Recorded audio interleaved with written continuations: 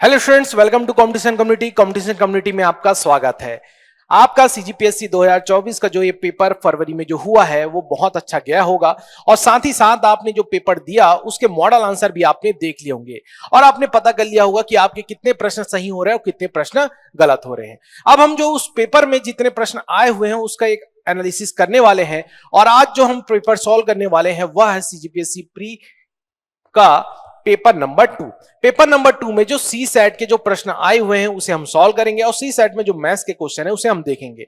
ऐसा एक सीरीज हम इसमें कंटिन्यू करेंगे और सीरीज में आज जो हम पहला भाग देख रहे हैं वैसे ही हम मैथ्स के और रीजनिंग के क्वेश्चन को भी क्रमवार सॉल्व करते जाएंगे। क्लियर है? इसमें किसी प्रकार का अगर आपको डाउट होगा तो बिल्कुल आप कमेंट सेक्शन में हमसे पूछ सकते हैं और जुड़ सकते हैं। चलिए आज के पहले क्वेश्चन के साथ शुरुआत करते हैं। पहला क्वेश्चन हमारे पास साधारण ब्याज का दिया गया है। साधारण ब्याज का प्रश्न जो है अगर मैं कहूं तो सीजीपीएससी या किसी भी व्यापम और अन्य परीक्षाओं में हमेशा देखने को मिलता है। ये क्वेश्चन देख लेते हैं ये क्वेश्चन किस प्रकार का दिया हुआ है। साधारण ब्याज की एक निश्चित दर से कोई धन 10 वर्ष में डबल होती है तो कितने साल में 3 गुना हो जाएगी, पूछा है। क्लियर है? बिल्कुल सिंपल क्वेश्चन आए थे इस बार, बहुत ज्यादा टफ क्वेश्चन नहीं थे। इतना कंफर्म है कि सभी ने 33 प्रश्न जरूर हल किए होंगे। चलिए इस क्वेश्चन को देख लेते हैं। तो यह क्वेश्चन जैसे मैंने कहा कि यह क्वेश्चन जो है साधारण ब्याज सिंपल इंटरेस्ट से पूछा गया। सिंपल इंटरेस्ट साधारण ब्याज का प्रश्न है। क्लियर है क्या? साधारण ब्याज के इस प्रश्न में यहां पर अगर हम देखें तो जैसे कि आपके पास 4 ऑप्शन दिए हुए हैं और 4 ऑप्शन में आपको टिक लगाना है या उसे करेक्ट खोजना है कि ऑप्शन कौन सा करेक्ट है। तो अगर हमें ट्रिक पता हो तो हम डायरेक्ट इस क्वेश्चन को हल कर सकते हैं, क्योंकि यहां पर आपको बेसिक तरीके से नहीं बनाना है, आपको ट्रिक के माध्यम से इसे एक बिल्कुल आप आसान तरीके से बना सकते हैं। तो देखते हैं इसमें कौन सा ट्रिक यहां पर फॉलो होगा। देखिए फॉर्मूला यह है इसका कि जब भी आपके पास इस प्रकार का प्रश्न आए तो यह फॉर्मूला यूज करेंगे T1 by T2 N1 minus 1 upon N2 minus 1। Clear है क्या? ठीक, इस फॉर्मूले में अगर बात करें तो यहां पर कौन कौन सी चीज क्या दी हुई है तो T1 और T2 जो है वर्ष को दर्शा रहा है, ईयर को शो कर रहा है और साथ ही साथ N1 और N2 की बात करें तो यह बता रहा है कि कितने टाइम्स पैसा या कितना गुना हो रहा है, इसके बारे में जानकारी दे रहा है। बस आपको बस डेटा रखना है और सॉल्व करना है। क्लियर है क्या? T1 की अगर बात करें तो T1 की बात करें तो यहां पर क्या बोला गया 10 वर्ष में दुगुना। तो T1 कितना दिया हुआ है आपको 10 साल दिया हुआ है और 10 साल में दुगुना यानी N1 की वैल्यू भी आपको दे दी गई है 2 और माइनस 1। वहीं अगर बात करें तो कितने साल में 3 गुना हो जाएगा, मतलब T2 की बात किया है और 3 गुना की बात कर रहा है, मतलब हम लिख सकते हैं यहां क्या 3 माइनस 1 लिख सकते हैं। क्लियर है क्या? तो इसे सॉल्व कर लेते हैं भाई। 10 अपॉन T2 और ये हो जाएगा आपके पास 1 और ये अपॉन 2। क्लियर है क्या? क्रॉस मल्टीप्लाई कर लेते तो आपको कितना मिल जाएगा, T2 की वैल्यू यहां पर मिल जाएगी कितनी 20 ईयर 20 वर्ष, यानी जो आपके पास ये जो धन था या जो पैसा था वह 20 साल में क्या हो जाएगा 3 गुना हो जाएगा। ठीक है? तो कभी भी आपके पास ये प्रश्न आता है तो बिल्कुल इस फॉर्मूले को ध्यान रखिएगा और इस फॉर्मूले से आप क्वेश्चन को सॉल्व कर सकते हैं। ठीक है, चलिए आगे क्वेश्चन पढ़ते हैं। अगला क्वेश्चन है हमारे पास स्क्वायर रूट वर्गमूल का। यह क्वेश्चन जरूर आसान प्रश्न था, बट अगर पहले आपने इसकी प्रैक्टिस नहीं की होगी तो यह जरूर क्वेश्चन आपको टफ लगा होगा। क्लियर है क्या? चलिए देख लेते हैं इसको कैसे बनाना है। तो आपके पास यहां पर एक नंबर दिया हुआ है, यहां पर 8 माइनस 4 रूट 3 दिया हुआ है। क्लियर है क्या? 8 माइनस 4 रूट 3 का आपको क्या बोला गया है, वर्गमूल निकालना है। क्लियर है? ठीक, अगर ये मान लो एक सिंपल संख्या होती, सिंपल नंबर होता, लाइक आपको बोलता 16 का स्क्वायर रूट बताइए तो आप बोलते थे सर ये तो 4 होता है। 36 का स्क्वायर रूट पूछता तो आप बता देते 6 होता है। बट आपको किसी इस रूप में मान लो कि बात नंबर को दिया होता है तो इसका आपको निकालने का एक तरीका होता है। क्लियर? इसका डायरेक्ट स्क्वायर रूट आप नहीं बता सकते। ठीक, अब इसका स्क्वायर रूट निकालने के लिए आपको क्या करना होगा उसे देखिए। ठीक, सबसे पहला काम कि कभी भी एक क्वेश्चन इस प्रकार के प्रश्न आते हैं तो आप इसे कन्वर्ट करेंगे a प्लस बी के होल स्क्वायर के फॉर्म में या तो a माइनस बी के होल स्क्वायर के फॉर्म में। क्लियर है? अगर a प्लस बी स्क्वायर की बात करें तो a स्क्वायर बी स्क्वायर और क्या होगा 2ab होगा, और वहीं अगर बात करें a माइनस बी स्क्वायर की तो a plus b square minus क्या होगा 2ab होगा। क्लियर है क्या? अगर आपने इस फॉर्म में कन्वर्ट कर लिया तो आपके पास एक प्लस पॉइंट है कि आप अंडर रूट लिखेंगे और a प्लस बी के अगर होल स्क्वायर के फॉर्म में है तो ये आसानी से स्क्वायर रूट से बाहर आ जाएगा a प्लस बी या a माइनस बी के फॉर्म में। ठीक, अब a प्लस बी और a माइनस बी स्क्वायर के फॉर्म में कन्वर्ट कैसे होगा, यही आपके सामने क्वेश्चन है और यही इस क्वेश्चन का एक लॉजिक है। अब देखिए यहां पर आपके पास अगर आप इसे कन्वर्ट करना चाहते हैं तो इन संख्याओं को आपको ए स्क्वायर में कन्वर्ट करना होगा, बी स्क्वायर में, और साथ ही साथ क्योंकि माइनस है तो -2ab में आपको बदलना होगा। ठीक, तो शुरुआत करते हैं हम 2ab की ओर से। तो 2ab में बनाने के लिए आपको इस 4√3 से किसकी जरूरत है? तो आप कहेंगे सर 2 की जरूरत है। ठीक, अगली संख्या यहां से देखिए 2 के बाद क्या बचेगा? यहां पर 2 के बाद बचेगा 2√3। ठीक है, 2√3।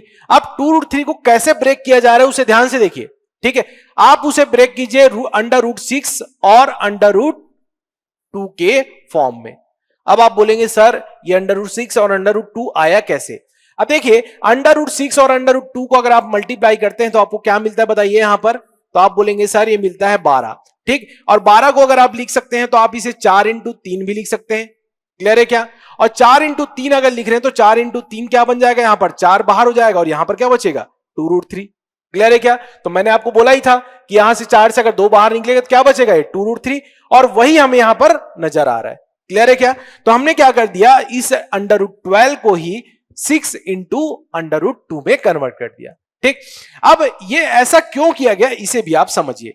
अगर आपके पास यहां पर ए की वैल्यू कितनी मिल गई? √6 मिल गई, और बी की वैल्यू √2 मिल गई, तो आप इसे रखेंगे कहां? ए के जगह में। तो ए के जगह में आपने लिखा √6 का स्क्वायर, और बी की जगह में हम क्या रखें? √2 का स्क्वायर। अब यहां पर हुआ ये कि जब आप √6 का स्क्वायर ओपन करेंगे और √2 का स्क्वायर ओपन करेंगे तो आपको कितना मिल जाएगा? यहां पर ये मिल जाएगा 6, और ये 2 कितना मिल गया आपको? 8। और कहीं ना कहीं आपके पास पहली जो संख्या दी हुई है वो क्या दिया हुआ? 8। यानी कि आपने जो इस इक्वेशन को जो सेट किया है a माइनस बी के होल स्क्वायर फॉर्म में, वो करेक्ट है। अब बताइए a की वैल्यू आपको क्या मिल गई? √6, और b की वैल्यू क्या मिल गई? √2। ठीक, अब इसे अगर फॉर्मूले के रूप में हम लिखें तो हम क्या लिख सकते हैं बताइए? √6 क्योंकि माइनस है इसलिए हम लिखेंगे -2। ठीक, और यहां पर क्या लगा देंगे? होल स्क्वायर, और इसी का हमें क्या निकालना है? Square root. क्लियर है क्या? अब यहां पर देखिए आप √6 और √2 ये क्या आ गया आपका? स्क्वायर रूट के बाहर आ गया, और यही आपके पास ऑप्शन में दिया गया है, ऑप्शन नंबर सी। ठीक है, तो ध्यान रखिएगा कभी भी आपके पास ये क्वेश्चन आता है तो आप कोशिश करेंगे कि a + b या a - b के फॉर्म में कन्वर्ट करें और उसके बाद ही इस क्वेश्चन को सॉल्व करें। चलिए अगले प्रश्न में आते हैं।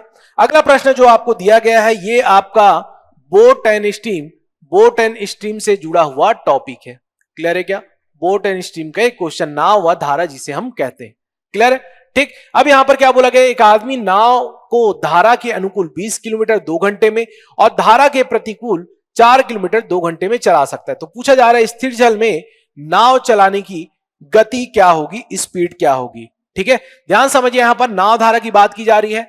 तो यहां पर अगर हम बात करें तो ये जैसे कि अगर आपके पास धारा है, ठीक है, धारा है, स्ट्रीम है, तो स्ट्रीम में कोई ना कोई यहां पर क्या है? एक नाव जो है उस धारा में चल रही है। ठीक, अब नाव के पास यहां पर दो ऑप्शन होता है कि वह धारा के साथ जा सकती है या तो धारा के विपरीत भी जा सकती है। क्लियर? धारा तो एक दिशा में चलेगी, नदी की धारा एक ही दिशा में रहेगी, बट नाव के पास यहां पर दो ऑप्शन है कि वो नदी की धारा की भी साथ जा सकती है और वापस भी आ सकती है।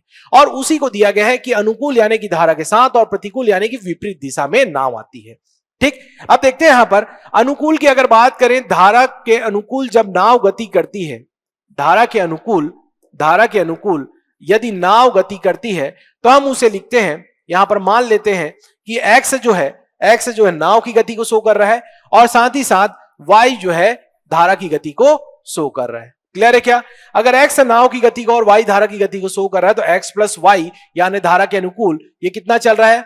20 किलोमीटर 2 घंटे में, 20 किलोमीटर 2 घंटे में, यानी इसकी स्पीड हो गई कितनी? 10 km/h। वहीं अगर बात करें जब ये विपरीत यानी कि अपोजिट प्रतिकूल दिशा में जब चलती है, प्रतिकूल अपोजिट डायरेक्शन में जब चलती है तो उस केस में क्या हो जाएगा? ये x - y हो जाएगा, और x - y हो जाने पर ये क्या होगा बताइए? यहां पर आपका कितना? 4 किलोमीटर 2 घंटे में, तो हम लिखेंगे 4 किलोमीटर 2 घंटे में, और स्पीड हमें कितनी मिल जाएगी? 2 km/h, 2 km/h। ठीक, अब यहां पर एक पॉइंट मैं बता दूं, ये x जो है नाव को शो कर रहा है और y जो है धारा को शो कर रहा है, स्ट्रीम को शो कर रहा है। क्लियर है? अब इस इक्वेशन को सॉल्व करना है और हमें क्या पूछा गया है, नाव चलाने की गति क्या होगी, नाव की गति के बारे में पूछा गया है। तो नाव की गति यानी x की वैल्यू निकालने के लिए हम क्या करेंगे, इन दोनों इक्वेशन को जोड़ देंगे। दोनों इक्वेशन को जोड़ने पर क्या होगा, y कैंसिल हो जाएगा और हमें क्या मिल जाएगा 2x, और राइट हैंड साइड में बात करें तो हमारे पास 10 किलोमीटर पर आवर, 2 किलोमीटर, इसे ऐड कर देंगे, कितना हो जाएगा आपके पास 12 किलोमीटर पर आवर। x की वैल्यू की बात करें तो x की वैल्यू जाएगी आपके पास कितनी, 6 किलोमीटर प्रति घंटा। क्लियर है क्या, ठीक, ये हो गया आपके पास नाव की गति। क्लियर है क्या यहां तक? तो आपके पास ऑप्शन नंबर कौन सा है, option number b is correct. Done. तो बोट एंड स्ट्रीम का एक क्वेश्चन आपको देखने मिला था एग्जाम में, उसका ये सॉल्यूशन है। ठीक है, चलिए अगला क्वेश्चन यहां पर देखते हैं। अगले क्वेश्चन में दिया गया है, एक सेमिनार में अंग्रेजी, उर्दू, संस्कृत प्रतिभागियों की संख्या 45, 75, 135 है। उन्हें समायोजित करने पर आवश्यक कमरों की संख्या क्या होगी यदि प्रत्येक कमरों में प्रतिभागियों की संख्या व भाषा समान हो। क्लियर। इस क्वेश्चन में बहुत से स्टूडेंट ने कुछ गलतियां की हैं, उसे आप ध्यान रखिएगा, और उसके कारण कई स्टूडेंट कह रहे थे कि भाई ये क्वेश्चन ही गलत है। बट ध्यान दीजिए, आपका बनाने का तरीका बिल्कुल सही था, बट एक पॉइंट पर जाकर आपने जो गलती की है उसे आप समझिए। ठीक, एक सेमिनार में बोला जा रहा है अंग्रेजी, उर्दू, संस्कृत। ठीक है, यहां पर हमारे पास इंग्लिश, ठीक है, साथ ही साथ उर्दू और संस्कृत, 3 लैंग्वेज के प्रतिभागी है। ये कितने हो गए आपके पास 45, ये कितने हो गए आपके पास यहां पर 75 उर्दू के, और संस्कृत की अगर हम बात करें तो 135 यहां पर प्रतिभागी या स्टूडेंट है। ठीक, अब सबसे पहला काम आपको क्या करना है, इन नंबर्स का, क्योंकि समान संख्या में पूछा गया है इसलिए आप निकालेंगे क्या यहां पर इन नंबर्स का HCF या महत्तम समापवर्त निकालेंगे। ठीक है, तो महत्तम समापवर्त किनका निकालेंगे आप, 45 का, 75 का और साथ ही साथ 135 का। क्लियर है? ठीक, तो महत्तम कैसे निकालेंगे आप, इंडिविजुअली इसे क्या कर लीजिए, यहां पर ब्रेक कर लीजिए गुणनखंड में, 45, 75 और 135। डन है यहां तक? ठीक, इसे सॉल्व करते हैं, 3 से स्टार्ट करते हैं, 3 से यहां हमने कैंसिल किया, 3 15 बार में, ठीक, 3 5 बार में, और ये 5 एक बार में कैंसिल हो गया। ठीक, यहां से स्टार्ट करते हैं हम, 3 2 बार में, 3 5 बार में, यहां से 5 5 बार में, और ये 5 एक बार में। ठीक, यहां से फिर स्टार्ट करते हैं हम 3 से 4 बार में, 3 से 5 बार में। ठीक है, 3 से इसे फिर हमने काटा 15 बार में, 3 से 5 बार में, और ये 5 एक बार में। क्लियर है यहां तक? ठीक, अब जो मोस्ट कॉमन नंबर होगा वही आपका HCF होगा, महत्तम समापवर्त होगा। तो मुझे मिला यहां पर एक 3, यहां पर भी 3 और यहां पर भी 3। ठीक, इसके अलावा मुझे मिला एक 5, यहां पर भी एक 5 और एक 5। इसके अलावा अगर हम देखें तो यहां पर आपके पास एक 3 बचा, इसके लिए कोई पेयर या जोड़ी नहीं बनी है। तो आपके पास यहां पर कितनी जोड़ी बनी, ठीक, कितनी जोड़ी बनी, तो आप कहेंगे 3 और 5 की जोड़ी बनी, जो तीनों में आपको क्या मिल रहा है, कॉमन मिल रहा है। तो यहां पर HCF कितना हो गया आपके पास 15। ठीक है, HCF कितना हो गया आपके पास 15 या 15। अब अगला काम हमारे पास क्या करना है, यहां पर उन्हें समायोजित करने के लिए कमरों की संख्या क्या होगी यदि प्रत्येक कमरे में प्रतिभागियों की संख्या तथा भाषा समान हो। नेक्स्ट काम आपके पास ये था, क्योंकि आपको पूछा गया क्या संख्या, तो संख्या निकालने के लिए इस 15 से इंडिविजुअल आपको अंग्रेजी के, उर्दू के और साथ ही साथ संस्कृत के विद्यार्थियों की काउंटिंग करनी होगी। उसके लिए आपको क्या करना होगा, अंग्रेजी में कितने हैं 45, 45 15 से भाग दीजिए। ठीक है, उर्दू की बात करें तो 75, 75 को भी 15 से भाग दीजिए। साथ ही साथ संस्कृत के बारे में बात करें तो संस्कृत के हैं 135, इसे भी आप 15 से भाग दे दीजिए। क्लियर है क्या? 15 से डिवाइड करने पर आपको कितना मिल जाएगा, यहां पर 3, साथ ही साथ कितना मिल जाएगा 5, साथ ही साथ आपको मिल जाएगा कितना यहां पर 15 से डिवाइड करने पर 9 मिल जाएगा। क्लियर है? ठीक, तो इसे ऐड करने पर कितना मिल जाएगा आपको, देखिए 9 5 14 3 17। क्लियर है क्या? तो लास्ट छोटा सा जो काम बचा था वो ये वाला काम आपको करना था, जिसके बाद आपको करेक्ट आंसर मिल जाते। ठीक है, जिन स्टूडेंट का सही हुआ है वो अच्छी बात है, बट जो मैक्सिमम स्टूडेंट जहां पर आकर रुक गए थे वो पॉइंट ये था कि उन्होंने HCF जरूर निकाल लिया था, बट आगे के प्रोसेस को या स्टेप को उन्होंने नहीं सॉल्व किया। क्लियर है? चलिए अगला क्वेश्चन जो है हमें यहां पर मेंसुरेशन का या 2D या 3D मेंसुरेशन के क्वेश्चन हमको देखने को मिले। ठीक है, यहां पर हमें दिया गया है क्या, एक शंकु जिसकी ऊंचाई 8.4 सेंटीमीटर है, आधार की त्रिज्या 2.1 सेंटीमीटर है, उसे पिघलाकर क्या किया गया है, गोला बनाया गया है। अब ध्यान समझिए, आपके पास जो ये शंकु है, ठीक है, ये जो आपके पास शंकु है या जो कोन है, इसे पूरा का पूरा पिघला कर क्या बना दिया गया है, एक गोला बना दिया गया। क्लियर है क्या? शंकु को पूरा का पूरा क्या बना दिया गया, गोला बना दिया गया। तो शंकु का जो आयतन रहा होगा या शंकु का जो वॉल्यूम रहा होगा या जो कोन का वॉल्यूम रहा होगा, वो पूरा का पूरा स्फेयर के वॉल्यूम में क्या हो गया, कन्वर्ट हो गया। तो हम कह सकते हैं कि शंकु का जो आयतन है वह गोले के आयतन के क्या होगा, बराबर होगा। तो शंकु के आयतन का अगर फॉर्मूला हम लिखे तो शंकु के आयतन का फॉर्मूला होगा 1/3 पाई आर स्क्वायर एच। क्लियर है क्या? ये हो गया शंकु का आयतन। वहीं अगर गोले के आयतन की बात करें तो ये होगा 4/3 पाई आर क्यूब। क्लियर है क्या? ये हो गया हमारे पास क्या, गोले का आयतन। अब डेटा रख लेते हैं। तो डेटा रखेंगे तो हमारे पास शंकु की बात करें तो 1/3 पाई आर की वैल्यू, त्रिज्या हमें दी गई है कितनी, यहां पर ध्यान से देखिए, त्रिज्या दी गई 2.1, तो हम यहां पर लिख सकते हैं 2.1 का होल स्क्वायर। हाइट की बात करें तो हाइट भी आपको दिया गया कितना, 8.4 सेंटीमीटर इजिकल टू, अगर हम बात करें तो 4/3 पाई आर क्यूब हम लिख देंगे, क्योंकि हमें गोले की त्रिज्या की जानकारी नहीं, इसी गोले की त्रिज्या को हमको निकालना है। अब क्वेश्चन को सॉल्व करते हैं। तो यहां पर सॉल्व जब करते हैं तो ये पाई और ये पाई कैंसिल हो जाएगा, आपको 22/7 में कन्वर्ट करने की जरूरत नहीं है। ठीक, ये 3 और ये 3 भी कैंसिल हो जाएगा। क्लियर है क्या? तो आपके पास क्या बचा, देखिए यहां पर आपके पास बचा है 2.1 का होल स्क्वायर इंटू 8.4, और इस 4 को जब ट्रांसफर करेंगे तो इसके नीचे यहां पर आ जाएगा, और ये हो गया आपके पास आर क्यूब। ठीक है, इसे और सॉल्व करेंगे तो 2.1 का होल स्क्वायर, और इसे सॉल्व करने पर हमें मिल जाएगा क्या, 2.1 equal to r cube. Clear है क्या? आर की वैल्यू अगर हम निकाले तो यहां पर क्या मिलेगा आपको, √2.1 का होल क्यूब मिल जाएगा, क्योंकि 3 बार 2.1 हो गया, और यही हो जाएगी आपके पास क्या, आर की वैल्यू, त्रिज्या की वैल्यू। गुड। ठीक, तो गोले की त्रिज्या आपके पास कितनी हो जाएगी, 2.1 सेंटीमीटर, 2.1 सेंटीमीटर। डन। ठीक, पहले सीजीपीएससी के क्वेश्चन में ऐसे प्रश्न नहीं आते थे, ज्यामिति के प्रश्न या मेंसुरेशन क्वेश्चन आपके नहीं देखने मिलते थे, बट अब ऐसे प्रश्न अब आपको पूछे जाएंगे, तो आप बिल्कुल इसके लिए प्रिपेयर रहेंगे। ठीक है, चलिए अगला एक और क्वेश्चन जो ज्योमेट्री का ही है, जो आपको एग्जाम में पूछा गया। ठीक, तो यहां पर आपको एक सर्कल दिया गया है, तो यहां पर हम सर्कल ले लेते हैं।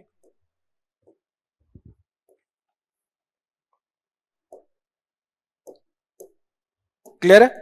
एक सर्कल दिया गया है, साथ ही साथ इस सर्कल में यहां पर कुछ पॉइंट है। क्लियर है? यहां पर ये हो गया ए, डन, ये बी, ये ओ एंड सी। ठीक है, साथ ही साथ एक पॉइंट और है जिसे आप ध्यान रखिएगा, ये डी पॉइंट भी है। डन। चलिए सेंटर की बात करें तो आप ध्यान रखिएगा, वृत्त की केंद्र जो है, केंद्र या सेंटर जो ये हो गया आपके पास। ठीक, एंगल की बात करें तो यहां पर 2 एंगल आपके पास बन रहे हैं। एक एंगल आपके पास बन रहा है 25 डिग्री, 25 डिग्री, और साथ ही साथ दूसरा एंगल जो आपके पास यहां पर बन रहा है वह है 35 डिग्री। क्लियर है क्या? ठीक, आपको एक छोटा सा काम इसमें यह करना है कि ओ और बी को क्या कर देना है, इस प्रकार से आप कनेक्ट कर लेंगे। किसे किसे? ओ और बी को, ओ और बी को आप कनेक्ट कर लेंगे। अब एक पॉइंट है जिसे आप समझिए, अगर मैं ओ और बी को अगर कनेक्ट कर रहा हूं तो ओ बी क्या है, एक रेडियस है, एक त्रिज्या है। ओ से बी क्या है, एक रेडियस है, त्रिज्या है। साथ ही साथ हमारे पास ओ ए भी क्या है, त्रिज्या है, और साथ ही साथ हमारे पास ओ सी भी क्या है, रेडियस है, त्रिज्या है। क्लियर है क्या? और एक वृत्त की जो त्रिज्या होती है वह कभी असमान नहीं होती, वह हमेशा क्या होती है, समान होती है। ठीक, तो इसमें एक अगला कॉन्सेप्ट यह आता है कि वृत्त में कभी भी अगर भुजाओं के सामने वाला कोण, ठीक है, जैसे ये भुजा हो गई, भुजा के सामने वाला कोण कौन सा हो गया, 25, तो इसके साथ में बनी हुई जो भुजा है वो अगर बराबर हो, जैसे कि यहां पर ओबी ओ ए के क्या है, बराबर है, तो इनका कोण भी क्या होगा, बराबर होगा। इसीलिए आप इस कोण को क्या कहेंगे, ये भी हो जाएगा आपके पास 25 डिग्री। साथ ही साथ अगर ये कोण भी आपका 35 डिग्री है तो ये कोण भी भुजा समान होने के कारण, क्योंकि यहां पर आपके पास ओसी और ओबी क्या हो जाएंगे, ओसी और ओबी क्या होंगे, बराबर है, इसीलिए आपके पास यह कोण भी क्या हो जाएगा, 35 डिग्री हो जाएगा। ठीक, अब हम देखें तो ओवरऑल जो है आपके पास एंगल ए बी सी की वैल्यू अगर हम देखें तो कितनी हो जाएगी बताइए, 25 प्लस 35। क्लियर है? ऐड कर लेते हैं, ऐड करने पर कितना मिल जाएगा आपको, तो आप कहेंगे सर ये हो जाएगा 60 डिग्री। डन। ठीक, अब अगला जो प्रमेय है वृत्त का, ठीक, वह कहता है कि अगर केंद्र में बना हुआ कोण और उससे भुजाओं से बना हुआ कोई कोण है, ठीक है, केंद्र में बना हुआ कोण और उससे भुजाओं से बना हुआ कोई कोण है, तो वह उसका क्या हो जाता है, दुगना हो जाता है, डबल हो जाता है। ठीक, कहने का मतलब ये कि आपके पास एंगल AOC जो है वह दुगना हो जाएगा या डबल हो जाएगा, कौन से एंगल के, एंगल ABC के। ठीक, तो यहां से आपका एंगल AOC का वैल्यू निकल जाएगा और एंगल AOC का जो मान होगा वह हो जाएगा आपके पास 2 × 60। क्लियर है? ये हो गया आपके पास 120 डिग्री। तो एंगल AOC का जो मान हमें मिला वह कितना मिल गया, 120 डिग्री। क्लियर है? अभी भी क्वेश्चन सॉल्व नहीं हुआ है, 2-3 प्रमेय यहां पर लग गए हैं, क्वेश्चन अभी भी बचा हुआ है। क्लियर है? अब लास्ट जो आपको पूछा गया है कि आपको बताना है कि OADC, देखिए ध्यान से, OADC इसका आपको क्या निकालना है, यहां पर क्षेत्रफल निकालना है। ठीक, तो OADC का क्षेत्रफल कैसे निकलेगा। ठीक, अब एक पॉइंट यहां पर देखिए कि ये जो OADC जो है ये क्या है, एक वृत्तखंड है। क्लियर है? तो वृत्तखंड के लिए एक फॉर्मूला होता है जिसे आप ध्यान रखिएगा। तो फॉर्मूला कुछ इस प्रकार का है, पाई आर स्क्वायर, जो भी कोण उसके द्वारा बनाया जा रहा है, खंड के द्वारा, चाप के द्वारा, तो उसके लिख देंगे थीटा और थीटा अपॉन लिख देंगे 360। क्लियर है? पाई का मान आपके पास कितना हो जाएगा, 22/7। ठीक है, आर की वैल्यू की बात करें तो आर की वैल्यू, त्रिज्या का मान जो है आपको दिया गया है 7 सेंटीमीटर, तो आप लिख देंगे 7 × 7 इंटू थीटा का मान अगर देखें तो थीटा का मान आपके पास कितना मिल गया, यहां पर बताइए, AOC का मान जो है उसी को आपको लेना है थीटा के मान में। तो AOC का मान कितना मिल गया था आपको, 120 डिग्री। तो एंगल में आप कितना ले लेंगे, 120 डिग्री ले लेंगे। 120 डिग्री अपॉन कितना होगा, 360। क्लियर है क्या? इसे सॉल्व कर लेते हैं, 120 और ये 3 बार में कैंसिल हो गया। ठीक, ये 7 बार में कैंसिल हो गया, तो आपको कितना मिल गया बताइए, 154 अपॉन 3 सेंटीमीटर स्क्वायर। क्लियर है क्या? अब जो है आपके पास यह जो निकला है यह है OADC का क्षेत्रफल। क्लियर है क्या? तो इसके लिए सबसे इंपॉर्टेंट यह था कि आपको इस वृत्त के बारे में पूरी की पूरी जानकारी होती और साथ ही साथ कुछ प्रमेय के बारे में भी आपको पता होता, तब जाकर यह प्रश्न आपका सॉल्व होगा। क्लियर है? चलिए अगला क्वेश्चन देख लेते हैं। अच्छा, अगला क्वेश्चन बिल्कुल लॉजिकल क्वेश्चन था, इस लॉजिक को ब्रेक करना था और क्वेश्चन को सॉल्व करना था। देखते हैं क्वेश्चन क्या था हमारे पास एक डेटा दिया हुआ है 246 × 2 बराबर हमारे पास क्या है, 6 है। ठीक, साथ ही साथ दिया हुआ है 870 को अगर हम लिखें इंटू क्या 3 करके तो हमें एक वैल्यू मिलती 11, और साथ ही साथ तीसरा जो क्वेश्चन के रूप में दिया गया है वह दिया गया है 735 × 5। ठीक है, यहां पे लिख लेते हैं इसे, 735 × 5 इसकी वैल्यू क्या होगी, आपको पूछा गया। डन। यहां पर हम देख लेते हैं, तो ये हो जाएगा आपके पास क्या, अगर 246 दिया हुआ है इंटू 2 दिया हुआ है। ठीक, आपको करना क्या है, अगर 246 को अगर मैं यहां पर 2 से अगर भाग दे दूं, तो 2 से अगर मैं भाग दे दूं, क्योंकि 2 दिया हुआ, 2 से मैंने भाग दे दिया, तो मुझे मिल जाएगा क्या, 1 2 3। और इसी 1 2 3 को अगर मैं ऐड कर दूं तो मुझे क्या मिल जाएगा, 6 मिल जाएगा। डन। वही अगर हम बात करें 870 की, तो 870 अपॉन क्या लिख देंगे हम, 3 लिख देंगे, और 3 से जब इसे कैंसिल करेंगे तो हमें मिल जाएगा 3 2 जा 3 9 जा और ये 20। ठीक, और इसे जब हम ऐड करते हैं 2 + 9 + 0 तो हमें क्या मिल जाएगा, यहां पर 11। और एक लास्ट काम और आपके पास, तो हमारे पास क्या होगा, 735 अपॉन 5। जब आप इसे डिवाइड करेंगे तो कितना मिलेगा, अब आप आंसर निकालने वाले ध्यान से देखिएगा, इसे हम जब डिवाइड करेंगे कितने बार में डिवाइड होगा, तो आप कहेंगे 5 एक बार में और पास 2 बचा 4 बार में, ठीक है। उसके बाद फिर 3 बचा तो 5 7 बार में। क्लियर है? इसे ऐड कर लेते हैं, तो ऐड करेंगे कितना मिल रहा है देखेंगे ध्यान से, 1 + 4 + 7 और ये हो जाएगा क्या आपके पास 12। ठीक है, इसे ध्यान से डिवाइड कीजिएगा क्योंकि इसी के आधार पर आपकी वैल्यू निकलेगी। डन, ठीक है। तो 147 में डिवाइड हुआ, इसके बाद 147 को ऐड करेंगे, जो नंबर आएगा वही आपका आंसर होगा और इसका आंसर हो जाएगा क्या आपके पास 12।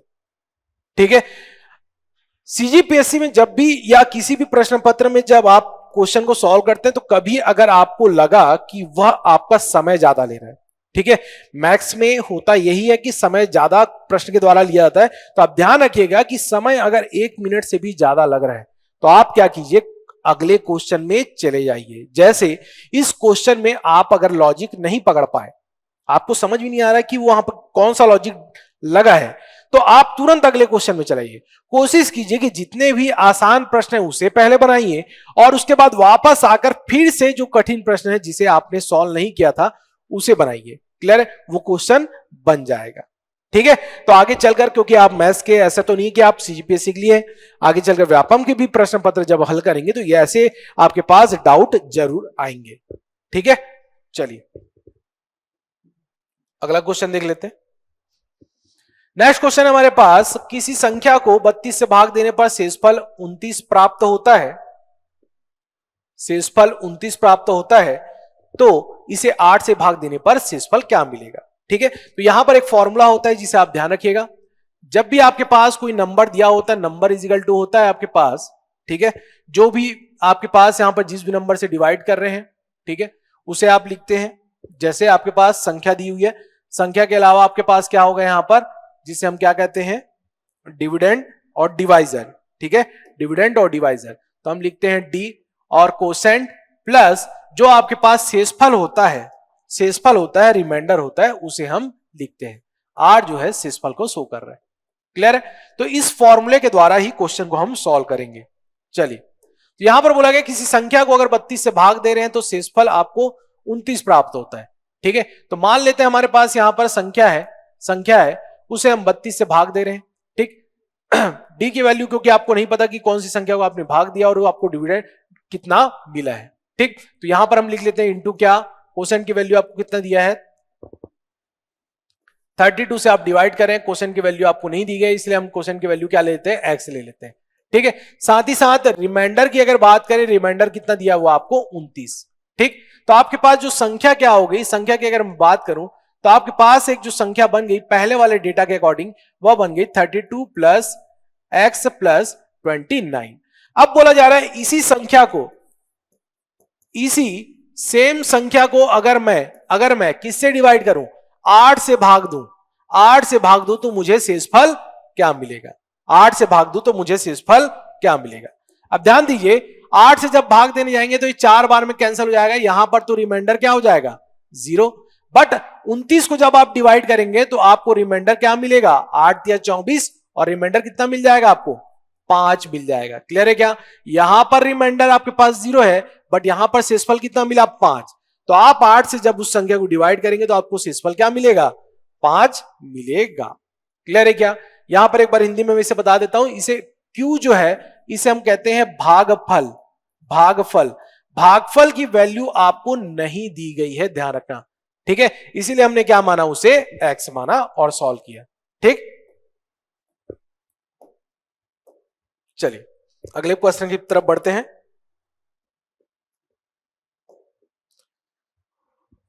अगला प्रश्न है जो आपका मीन मीडियन मोड या बोला जी एवरेज से रिलेटेड क्वेश्चन है, जिसमें माध्य दिया हुआ है, माध्य। ठीक है, तो यहां पर क्या बोला जा रहा है, A B C D E, ठीक है, A B C D E का माध्य हमारे पास है कितना 28। क्लियर है क्या? ए बी सी डी का माध्य आपको दिया गया है। अगर हम यहां पर इसका टोटल निकालना चाहें तो टोटल कैसे निकालेंगे, तो हम लिख सकते हैं a + b + c + d + e, ये कितनी संख्या हो गई आपके पास 5 है, तो इनका जो माध्य है हमारे पास कितना है 28 है। क्लियर है? तो इनका टोटल की अगर मैं बात करूं a + b + c + d + e की, तो ये हो जाएगा 28 × 5 या 140। ये हो गया इक्वेशन नंबर 1।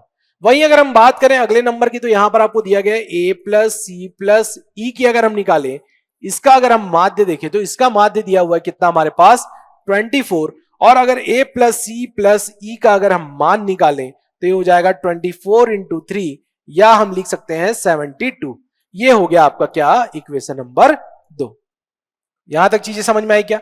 अब आपके पास इक्वेशन नंबर 1 और इक्वेशन नंबर 2 को अगर हम माइनस करें, इक्वेशन नंबर 1 और इक्वेशन नंबर 2 को अगर माइनस करें तो हमारे पास यहां पर क्या होगा, a तो कैंसिल हो जाएगा, a यहां पर भी कैंसिल हो जाएगा, c भी कैंसिल हो जाएगा, साथ ही साथ e भी कैंसिल हो जाएगा।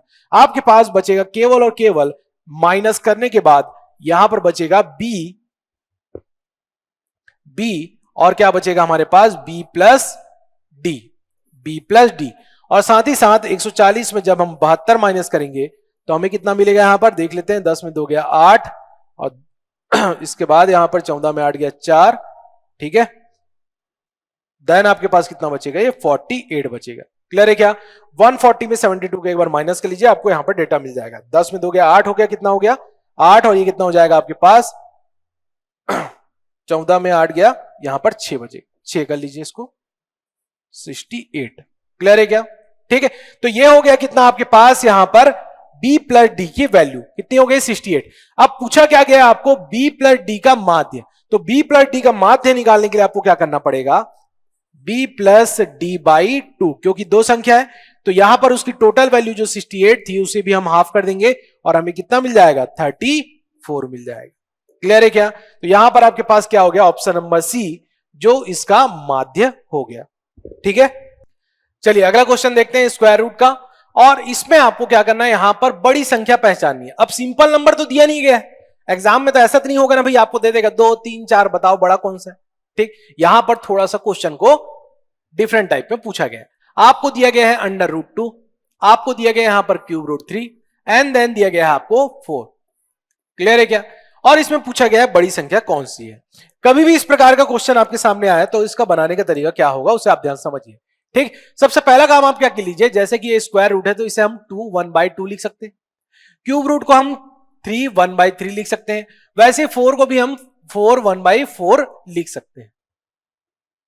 ठीक, अगला काम ये है कि आप क्या करिए, आपके पास जो डिनोमिनेटर में जो संख्या दी हुई है, जो पावर में घात में जो संख्या है, उसमें आप इस 2 3 4 का क्या करिए, एलसीएम निकालिए, 2 3 4 का लघुत्तम निकालिए। तो 2 3 4 का आपको लघुत्तम कितना मिल जाएगा, यहां पर 12 मिल जाएगा।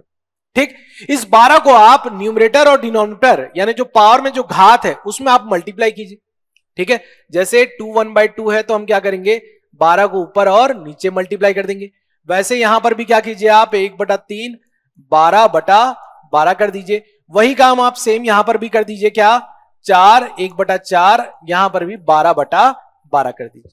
ठीक, अब अगला काम आपके पास ये है कि जो जो नंबर कैंसिल हो रहे हैं इसको क्रॉस में कैंसिल कीजिए। ठीक है, 3 से इसको 4 कीजिए, ठीक है, 4 से इसे 3 बार में काट लीजिए।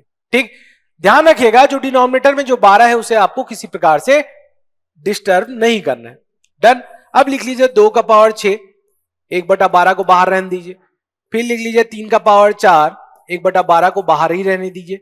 फिर लिखिए आप 4 का पावर 3 और 1/12 को बाहर रहने दीजिए। डन। अब कहीं ना कहीं आपको घात क्या दिख रही है, समान नजर आ रही है। अब हम देख लेते हैं अंदर की संख्या क्या है, तो अंदर की संख्या हमें मिल जाएगी कितनी, 64 1/12। यहां कितना मिल जाएगा आपको बताइए, ये हो जाएगा आपके पास 81 1/12। यहां पर कितना मिल जाएगा आपको, ये 64 मिल जाएगा और ये 1/12 हो जाएगा। अब बताइए तीनों में सबसे बड़ी संख्या आपको कौन सी नजर आ रही है, तो आप कहेंगे सर ये 81 वाली संख्या क्या है, बड़ी है। तो 81 अगर बड़ा है तो हमारे पास 81 तो ऑप्शन भी नहीं है, हमारे पास जो गिवन डेटा था उसी के अकॉर्डिंग हम बताएंगे क्यूब रूट 3 जो है सबसे बड़ी संख्या के रूप में हमें नजर आएगी। ठीक है, तो आपका ऑप्शन नंबर क्या हो जाएगा यहां पर, बी। ठीक है, चलिए अगले क्वेश्चन की तरफ चलते हैं। अगला क्वेश्चन भी आपको मेंसुरेशन का ही क्वेश्चन दिया हुआ है, जिसमें वृत्त का क्षेत्रफल से संबंधित आपके पास डेटा दिए गए हैं। चलिए देख लेते हैं। यहां पर हमें दिया गया है वृत्त का क्षेत्रफल, area of circle, area of circle, वृत्त का क्षेत्रफल दिया गया है। वृत्त का क्षेत्रफल हमारे पास कितना है, 154 क्या सेंटीमीटर स्क्वायर। ठीक है, डन। अब यहां से करना क्या है, आपको परिमाप के बारे में पूछा है, तो परिमाप निकालने के लिए आपको क्या करना पड़ेगा, आर की वैल्यू या रेडियस की वैल्यू निकालनी पड़ेगी। वृत्त का क्षेत्रफल का फॉर्मूला हमारे पास है पाई आर स्क्वायर। ठीक, पाई आर स्क्वायर में पाई की वैल्यू हमें 22/7 लेनी है। आर की वैल्यू आपको नहीं पता तो आर की वैल्यू निकालने वाले हैं, और ये आपके पास है 154। क्लियर है, r square is equal to 154 upon, यहां पर क्या हो जाएगा, ये 7/22। डन। चलिए इसे कैंसिल कर लेते हैं, तो 22 कितने बार में काट देगा, इसे 7 बार में, और ये मिल जाएगा आपको क्या, 49 मिल जाएगा। डन। आर की वैल्यू कितनी होगी, r square is equal to 49, और आर की वैल्यू आपको मिल जाएगी क्या, 7। ठीक है, पूछा क्या गया है आपको, पेरीमीटर या परिमाप पूछा गया है। चलिए, तो परिमाप के लिए पेरीमीटर की फॉर्मूला क्या है हमारे पास, तो फॉर्मूला है 2 पाई आर। तो हम लिख देते हैं 2 इंटू 22/7, और आर की वैल्यू की अगर बात करें तो आर की वैल्यू कितनी है, 7। क्लियर है, ये 7 7 कैंसल, 22 दूनी कितना हो जाएगा, 44, 44 सेंटीमीटर। ठीक है, तो ये हो गया हमारे पास क्या, पेरीमीटर परिमाप। चलिए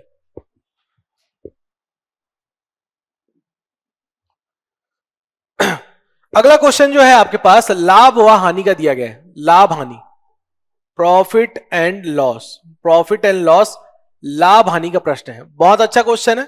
ठीक है, अगर आपके बेसिक कॉन्सेप्ट क्लियर है तो मैंने जैसे कहा था कि सीजीपीएससी के पेपर में आपको दिक्कत नहीं आई होगी, बहुत आसानी से आपने क्वालिफाई कर लिए होंगे और 33 प्रश्न जरूर बना लिए होंगे। ठीक है, हम जो देख रहे हैं वो एक एनालिसिस कर रहे हैं कि प्रश्न कैसे सॉल्व होंगे, क्या बनाने का तरीका होगा, या किसी क्वेश्चन को आप नहीं सॉल्व कर पाएंगे तो उसके सॉल्यूशन आप यहां पर देख लीजिए।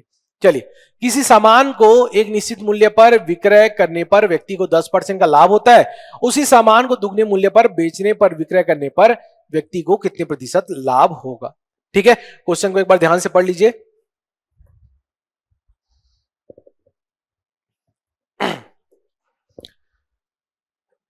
यहां पर बोला गया है कि आपको किसी प्रकार का, यानी कि आपको कॉस्ट प्राइस और सेलिंग प्राइस, क्रय मूल्य, विक्रय मूल्य कुछ नहीं दिया गया है।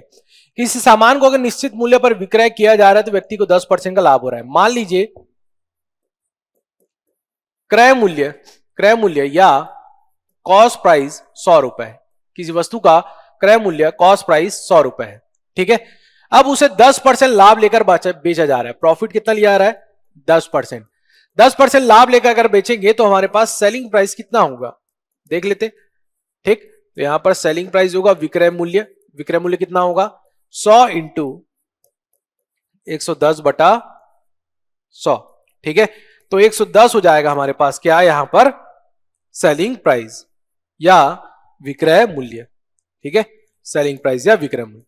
अब अगला लाइन आपके लिए इंपॉर्टेंट होता है, बोला जा रहा है उसी सामान को दोगुने मूल्य पर विक्रय करने पर, ठीक है, उसी सामान को जब दुगने मूल्य पर विक्रय करेंगे तो कितने प्रतिशत का लाभ होगा। ठीक है, अगर हम बात करें तो अभी आपने कितने में बेचा सामान, 110 में।